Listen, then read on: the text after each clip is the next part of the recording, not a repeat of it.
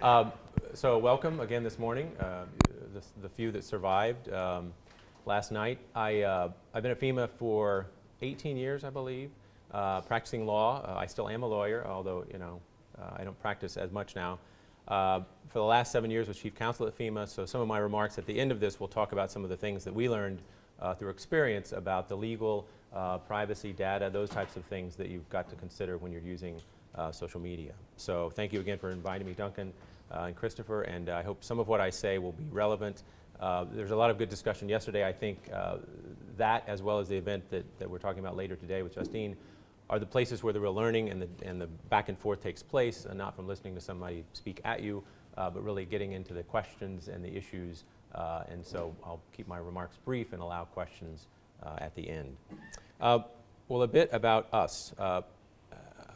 I'll begin by saying social media is a tool that we use. It's not the solution to all of our problems. It's not going to be the solution to all of your problems, but it's a tool. It's a tool we use in our toolbox.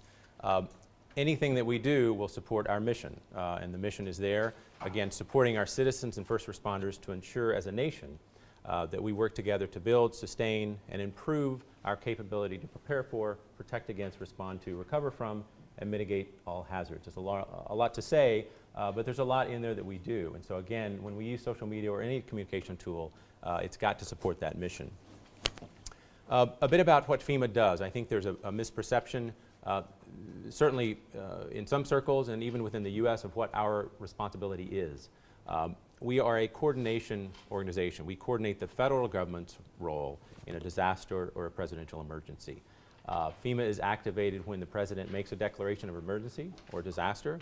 And again, our role is to support the local responsible official, whether that's a mayor or governor. The governor actually requests the assistance to FEMA and the president, and then that's granted. So we're supporting that governor in his or her state in whatever they need to provide solutions and capability for their citizens. We also support the NGOs and those organizations out there, and we coordinate with them. Again, in using social media, and we talked about this a little bit yesterday, the questions about two-way response and are we 911. We are not 911 at FEMA. We are not a first responder. We support the first responders. We want to give them the capabilities that they need in meeting conditions on the ground. But when we use social media as well as other communication forms, we want to keep clear that expectation that people shouldn't call FEMA if somebody's in dire need for assistance, if they need life-saving measures, things like that. That's not what we're doing. And that's, I think, hard to, when you think about federal emergency management agencies, you want to do that, but again, we're not on the ground at that first moment. That's the locals and state folks who are there, so we want to support that. So with the different communication mediums that we use, in addition to social media, I think, again, you've got to remember that it's not going to be the only tool that you have, but it's a support tool. And I'll get into this a little bit later. We found even in Sandy, certainly in Katrina, every type of communication you may use will fail at some point. And I think as an emergency responder, you've got to be prepared for that to fail and have a contingency or some type of redundancy to handle that. So the ways that we do that are different multiple streams of communication. The other thing to keep important is we try to use one voice. I mean, multiple streams, multiple ways to communicate, but having one message to communicate. So certainly face-to-face, TV, radio, print, and then the different digital mechanisms that we use. And I can't emphasize this enough. I think, and I don't know whose, I think it was maybe Justine's PowerPoint or Eva's maybe. I think it was Eva's YouTube video or something about the impact of social media and the percentages and things like that. I mean, it's definitely shown that, when people hear a message, certainly from the government, they'll hear it, they may not respond to it. If they hear it from a friend, or if they hear it from a friend who then repeated it from another friend, the reliability in that message goes up and up and up. So if we can be consistent in the types of messages that we do deliver, as well as making sure to get them in the streams where they will be repeated and picked up, that can only serve to actually reinforce the message and then get people actually to act on the message. And I'll talk about that in a second. So what are the tools that I mentioned that we have? CRTs, community relations teams, those are actually people who go out on the ground, face-to-face, walk in disaster areas, and let people know how they can contact FEMA for assistance. Certainly another one of our tools, and this is not of our creation, but it's our recognition that people on the ground are actually supporting the local emergency, and that's in our NGOs and faith-based organizations. Private sector, this is what we talk about as whole community, not just the federal government providing assistance, but the whole community doing it, and the federal government supporting that community in that endeavor. One of the interesting things we found, and this was actually this was in Katrina as well as later, in the South, southern states, if anyone's been in Louisiana, Mississippi during the summer, it gets quite warm there. And one of the things people do, certainly in religious communities and churches, they have handheld fans, which is like a cardboard little cutout with a little stick. So we started putting our number and information on those fans to hand out. That was something everyone used. In large congregations, they would see that. That was another way, which you don't think about very sophisticated, but it got the message out. And for us, whatever we can do to get the message out of where people can call for assistance, whether it's to FEMA, for federal assistance that we provide, or referring them to local organizations that do that, that's what our goal is. The digital tools that we use, this is not unexpected. Websites, blogs, specific disaster pages that we will either create or refer, and I'll have one of those in a little bit, to the local community or government who's actually providing information on that. Widgets, and then the tools people talked about yesterday, Facebook, Twitter, YouTube. Again, finding those places where we can make our message heard and then using one message to actually get out and deliver it. A lot of conversation yesterday about two-way communication. FEMA's doing that slowly. Again, not wanting to create the impression that we're the first responder, so when you tweet to us that you're injured, we can come up in a FEMA truck and save you. That's not going to happen. But I think what we've done is recognize, and yesterday the conversation about 911 needing to move to that platform, to be able to tweet or text or whatever 911 and have that go into a local system. Recognizing that need is there, we've been much more specific in the information that we do provide in tweets. Instead of referring somebody back to our webpage where they can sort through the pages and find it there, we'll actually define what the actual disaster is. So definitions, tornado warning, different than a tornado watch. This is what we're doing at the federal level. Even at the local level, and there's been some controversy about this, local level folks actually saying, this is a life-threatening storm, you must take precautions or take cover immediately. I grew up in the Midwest, so tornadoes for me in the spring and the summer were not uncommon. And I can tell you there's some apathy when you hear the alarm and you look out and you don't see much, people just kind of waiting. And I think local, and again, this is at the state level, we're finding that they needed people to actually do something because they were finding too many casualties or injuries. People weren't listening. So they wanted to kind of make that more specific and say, look, you are in immediate harm. You need to take cover immediately.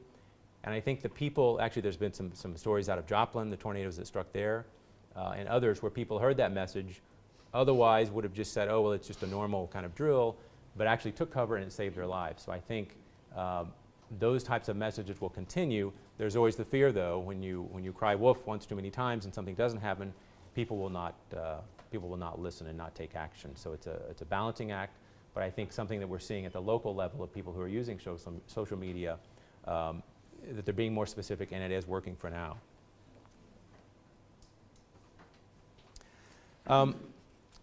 One of the things we talked about when we started using social media was, well, what's our aim at this? What do we want to get out of this? So we're using it as a town hall, listening to what trends are, listening to what people are saying.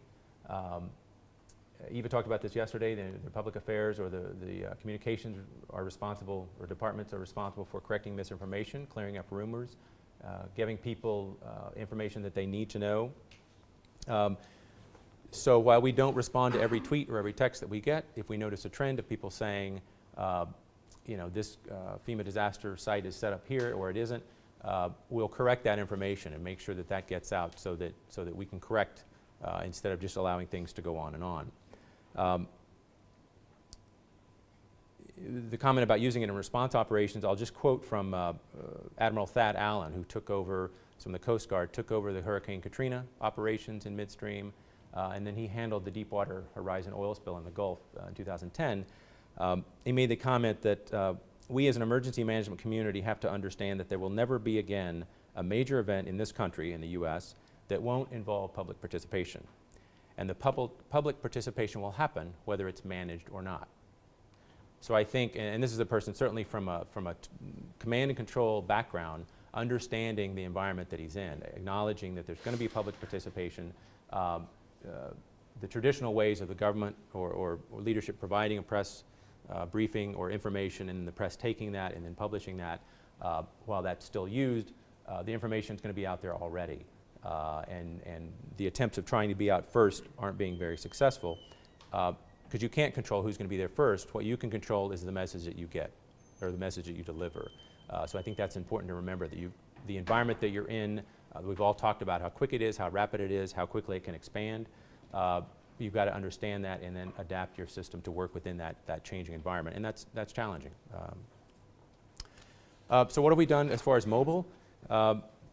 People talked about this. You know, we have obviously Facebook and Twitter for smartphones. We realize that a lot of people, when they're not in their homes, doesn't take a lot of leap of faith to understand they're not going to have their computers with them, but they will have they'll have their phone, they'll have their BlackBerry with them. So we needed to make our assistance system, the way people apply for assistance, available through those mobile applications. So we did that. I think some of the best examples of social media that I can talk about are things that other people are doing. American Red Cross has done some great work, things called the Blaze Tracker. So it's, again, Justine probably is aware of this, the things that map where fires are occurring. We've had tremendous fires in our Midwest, in Colorado, in the Southwest as well. So this allows people to go on, figure out where the fires are, what they can do. Another one called, and I'm sure everyone's heard of this, I'm Safe. You know, so instead of multiple messages, different emails, you type one, or you hit one button virtually, and it sends all of your contacts information that you're safe. And I think, you know, one, that gets the information out for you. It also clears up the bandwidth and the capacity of systems to carry other messages for emergencies or other things like that. There's also a hurricane app that the American Red Cross has as well. Eva mentioned yesterday, I'll just touch on it, our alert and warning system that we're using for mobile applications now. We have something, and we've had it for a while, called IPAWS, the Integrated Public Warning and Alert System. It's a mouthful. But basically, how do we, as a federal government and local governments, alert folks when there's an emergency in their area? I believe by the end of this year, all phones in the US that are purchased will have the capability to be contacted if there's the type of emergency that requires this system. And there's really 3 different layers of that. One's a presidential announcement. If the president needs to go on and communicate with America, that's a way to do it. And by the end of this year, I believe we'll have the capacity for about 98% coverage in the US.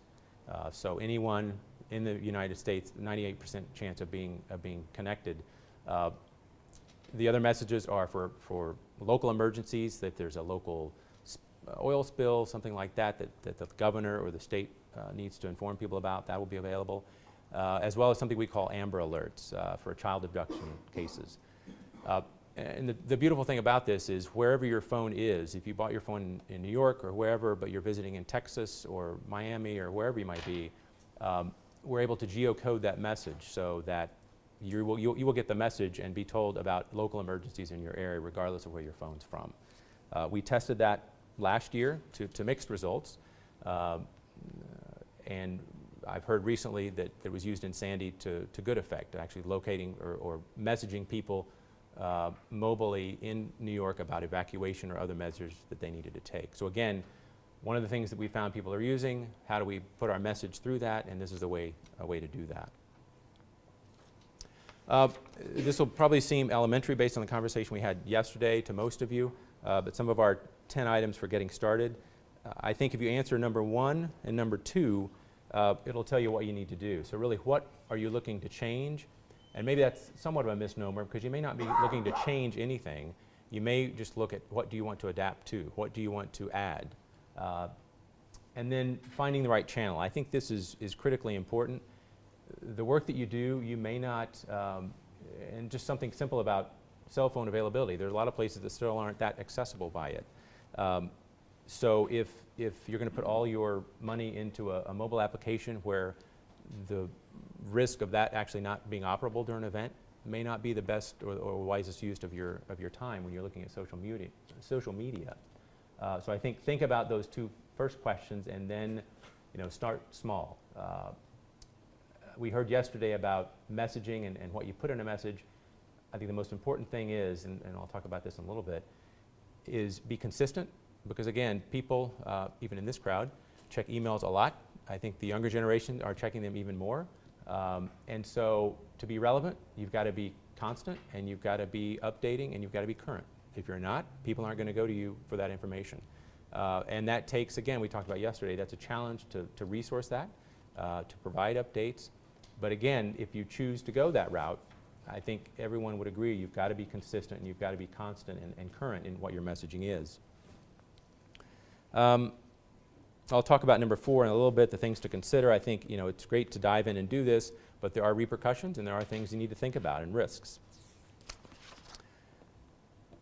Again, practice makes perfect. Content calendar. This is about reinforcing your message. So if you have one message in the United States, September, I believe, is Preparedness Month. So again, our mobile messaging, our social media will refer to that, and then obviously refer people back to the fuller information on our website and pages like that.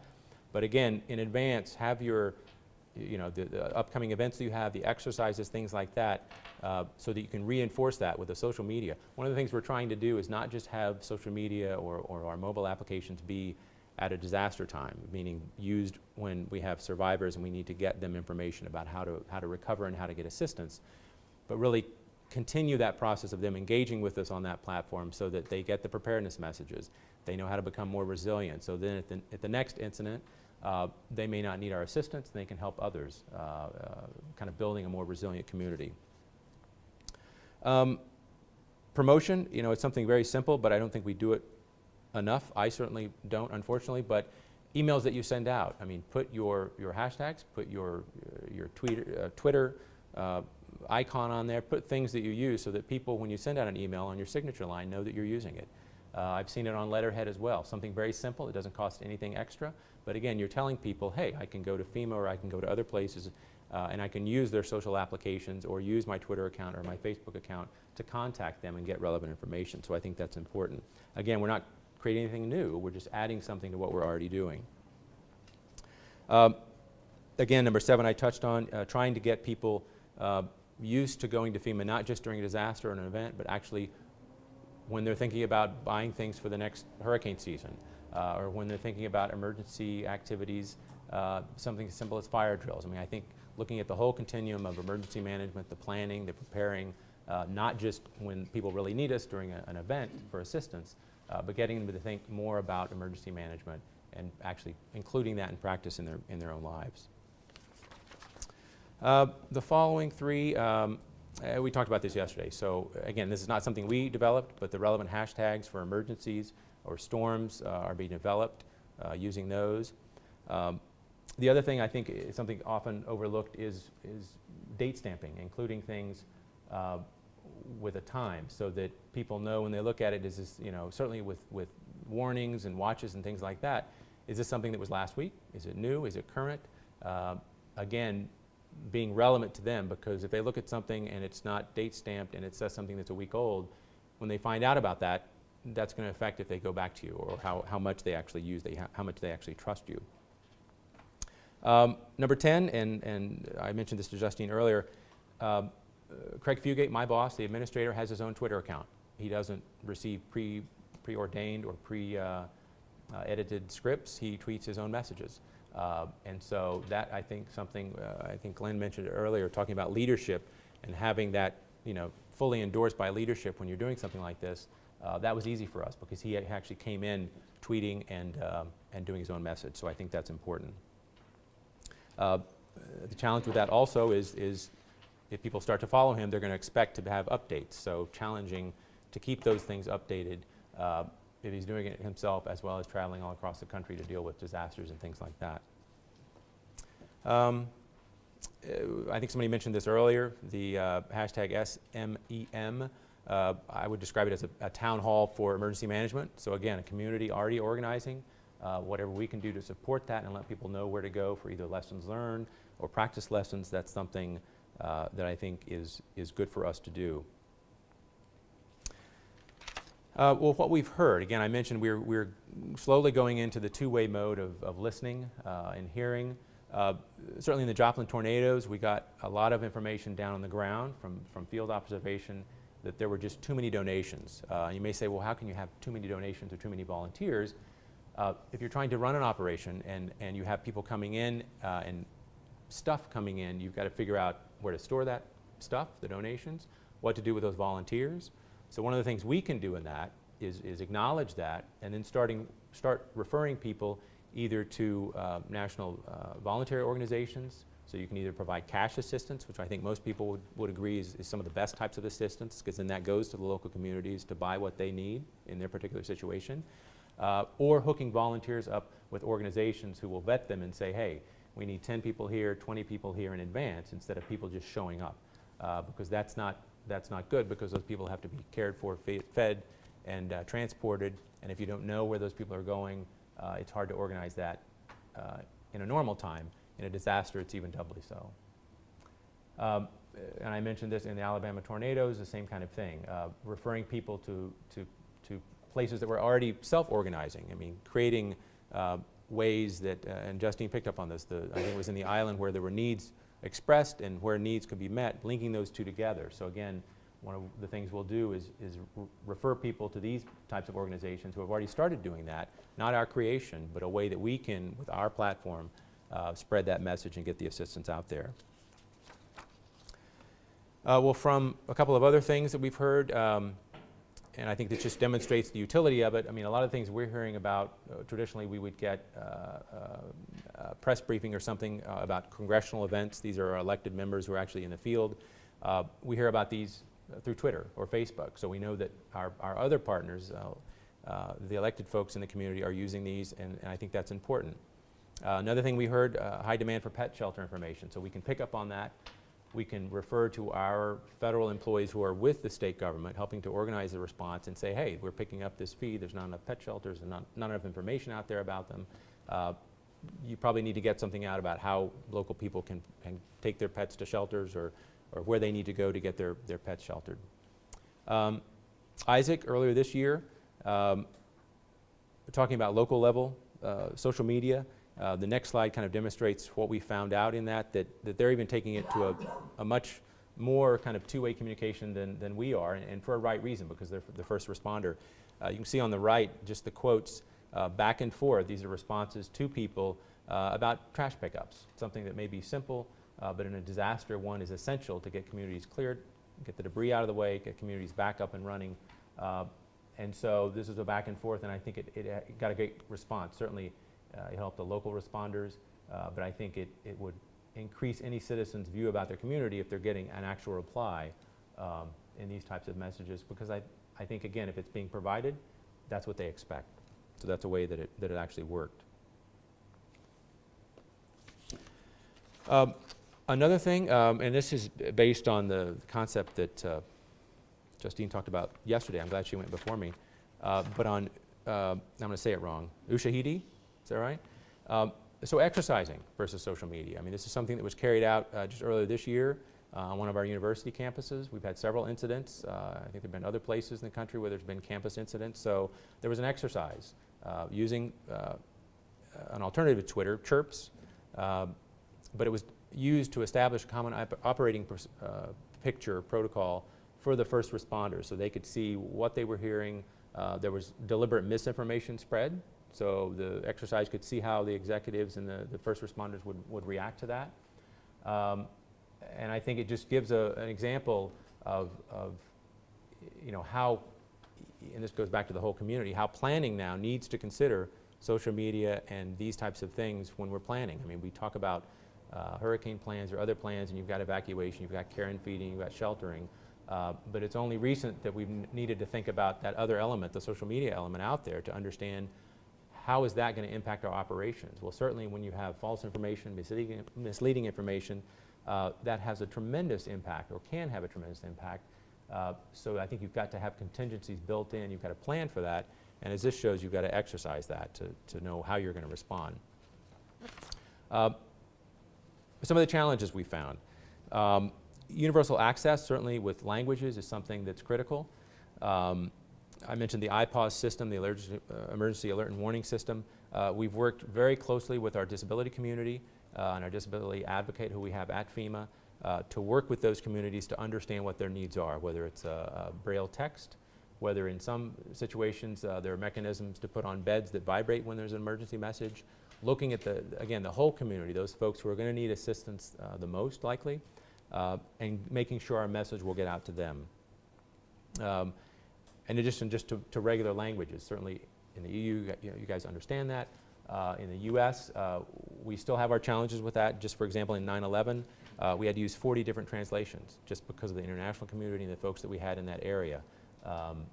With longer term projects, and this is not so much in social media, although we're linking up these things with social media, but our planning, our ready.gov that you may have heard about, preparedness messages, we have that in 12 different languages.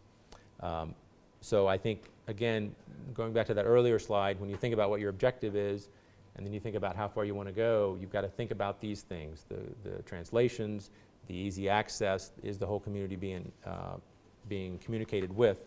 You've got to keep those things in mind.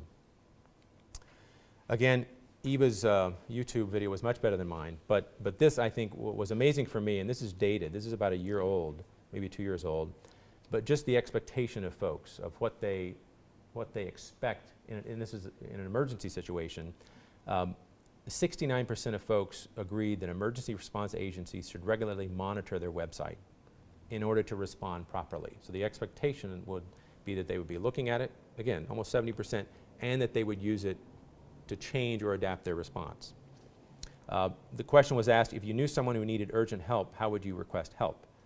Over 50%, 52% said they would send a text message. And we've seen this. There's anecdotes out there of people hiking, falling, they text a message or they send a message on Facebook, someone picks it up from there and then calls local authorities. For the people who would agree to sign up for text or page alerts, 53% would agree to do that. So again, I think it's important to think about that. I don't think anyone in here underestimates the power of social media and what we can do. The plane that landed on the Hudson River, probably 2 years ago, 3 years ago, the first photos of that were from somebody's smartphone. Not from emergency responders, but from somebody taking a picture of it on their phone. And I think if we think about other emergencies and other disasters, certainly pandemics, there's been recent cases of food poisoning, things like that. How can you get a message out quickly? You have to keep in mind these types of platforms in order to do that, and I think they'll be helpful if they're done right. Well, data privacy. Certainly in the EU there's discussion about that. And again, I don't know that we have all the answers. We certainly have a lot of questions about it, but these are questions I think you should ask when you start any type of social media or getting more information out on different platforms. Who's storing the data? Where is it? What are the responsibilities of that storage group? In the US, certainly from FEMA's perspective, we collect a lot of private information about people's where they live, what their ID number is, information that is protected. We have a responsibility to keep that. We also, before we collect any of that information in any US government agency, we provide what's called a privacy impact assessment statement and a use. We define how we're using that information. So we're going to take these three things from you, these three types of information, and we define how we're going to use that. For FEMA, traditionally, it was to provide disaster assistance response, or disaster assistance. We also provide it to state and local organizations so that we can partner with them in providing the full amount of relief that somebody needs, or refer somebody to a state organization. So those were our limited uses. That came up against a lot of problems during Katrina, where we had people really move to every state in our unit, 50 different states. So a lot of people wanted to find out if this person moved here or there. Some problems with that, if you have people who are separated, or you have children who are restraining orders against certain relatives or parents, you don't want those people to be put together. You don't want to be telling people that shouldn't have the information where people are going. And we struggled very, very hard with that. Certainly law enforcement was another area where people in law enforcement just wanted to know who was moving into their community. Certainly there are valid reasons for that. If we're going to put up a trailer park, we don't want convicted pedophiles or child molesters in that area. But again, our routine use for collecting that information was for disaster assistance. So we were challenged in several instances. What we did later was change some of our regulations to allow us to provide information in a mass evacuation type of scenario.